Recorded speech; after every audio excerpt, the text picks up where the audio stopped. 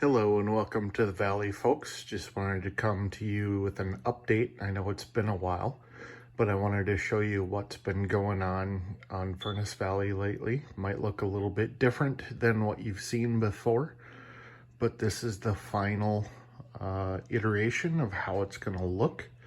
Right there we have the Golden Spike Cafe, we have the housing development, and then we come into town. This little castle looking building is Nikki's Neverending Stories for children's books and daycare.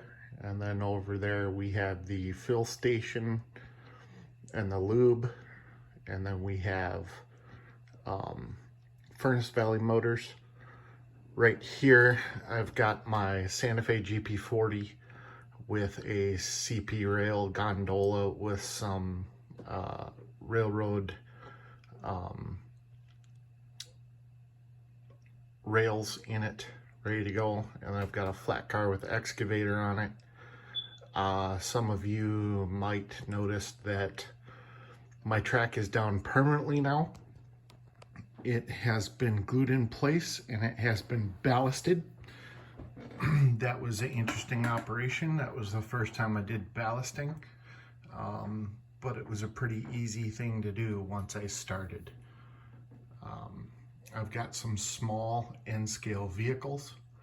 I've got a 4-door F350 there with the long box. And if we come over here, we have Zarnco Welding. Thank you to Paul Zarn and his buddy. We got that 3D printed and painted out. Looks like he's working on a dozer right there. We've got some small 50-gallon drums, some pallets, and a trash bin, and then we've got 2 containers out there for him to hold stock. Next, what we have is we have some grass laid down for a park or a greenway. I used a grass mat instead of the flocking. You can see a little bit of the end popped up there, but I've also put some grass tufting down, just some little bushes. And then I got some Woodland Scenics cactuses and little plants that I've put down.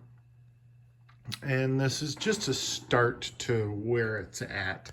I will be adding more buildings and more houses, and thinking about putting Rocking G Ranch in the back, horse ranch, and then maybe a couple of more industries in there.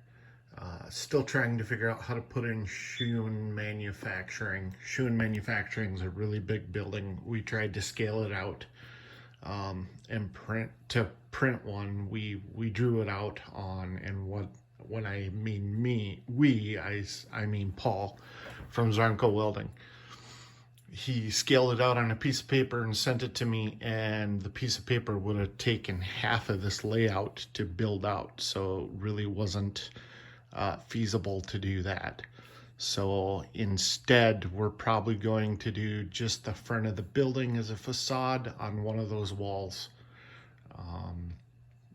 to do that. And then as far as another industry to go here, maybe I was thinking of Water Dog Electric, run by Dan Zarn, because that's in town and he needs a building. And then we'll put more buildings over here. Not sure what I want to do, but I will figure it out. Just wanted to come on here and show you guys what it looks like so far with the track ballasting and some of the scenery down. If you guys have ideas or some things you would like to put in there, if you guys want to name a business that I put in there, or you want a house back in the housing area, let me know on Furnace Valley's Facebook web page. Furnace Valley Model Railroad on Facebook. Go ahead and drop me a message there, or you can drop me a message at chriszarn@yahoo.com.